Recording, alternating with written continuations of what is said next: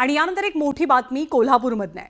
विधानसभा निवडणुकीदरम्यान मधुरिमा राजे यांनी अचानक आपली उमेदवारी मागे घेतली। त्यामुळे सतेज पाटील आणि छत्रपती शाहू महाराज यांच्यामध्ये जाहीर वादही झालेला। पण केंद्रीय मंत्री नितीन गडकरींच्या कोल्हापूर दौऱ्याच्या निमित्तानं सतेज पाटील आणि खासदार शाहू महाराज छत्रपती एकत्र आल्याचं दृश्य दिसलं। त्यामुळे विधानसभा निवडणुकीदरम्यान झालेल्या वादावर दोनही नेत्यांकडून पडदा टाकला गेलाय अशी चर्चा कोल्हापुरात सुरू झाली आहे।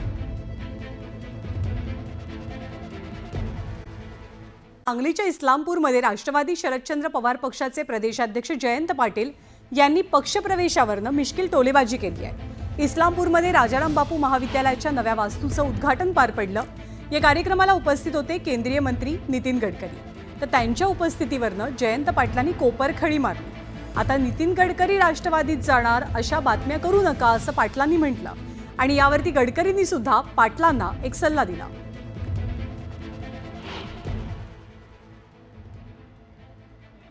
आणि त्यांनी फार चांगली असा प्रतिसाद देऊन आमच्या या सगळ्या प्रगतिशील असणाऱ्या इन्स्टिट्यूटला भेट दिली।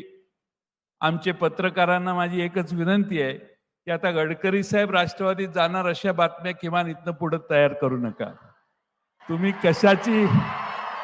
कशाची बातमी कराल आणि काय याच्यावर पत्रकारितेचा दर्जा ठरतो तो तुमच्यावर मी सोडतो, मी तुमच्यावर रागवणार नाही। जयंतराव, तुम्ही फार राजकारणाचा विचार नका करू। हे पत्रकार हे असं आहे की मी काही जास्त बोलत नाही, पण मी यांचा कधीच रिकग्निश नाही करत आणि जनतेला मी सांगून टाकला, मी पण खासदार तिसऱ्यांदा आलो।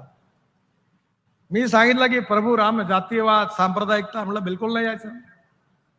जो करेगा जात की बात मी सांगितलं उसको मारूंगा लात। मला फरक नाही पडला। त्यामुळे कोणाच्या लिहिण्यातून फार संवेदनशील व्हायची गरज नाही। शेवटी राजकारण we need to redefine the definition of politics. माझी पार्टी माझ्याबरोबर आहे, माझे विचार माझ्याबरोबर आहे।